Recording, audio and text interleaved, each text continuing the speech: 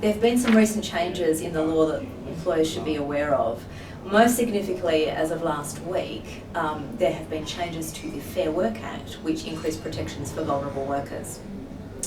One of those changes is that for serious breaches, which are deliberate or intentional, and that form a systemic pattern of conduct, there has been a tenfold increase in penalties for those breaches. So that takes the maximum penalty up to $540,000 for a corporation and $108,000 for an individual.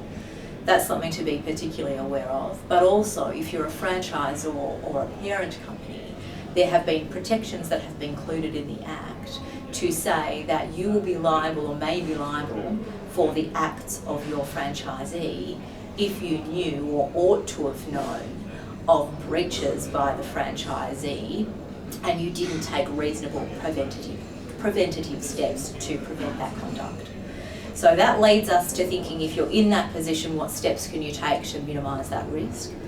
Some of those steps are do some due diligence around what your arrangements are with your subsidiaries or franchisees. Do some due diligence around the way in which you engage with your supply chain and vulnerable workers.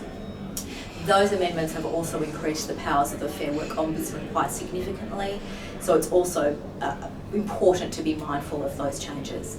In addition to vulnerable workers, some of the other changes that we're seeing at the moment is in Queensland, again as of last week, they just made changes to introduce a labour hire licensing scheme.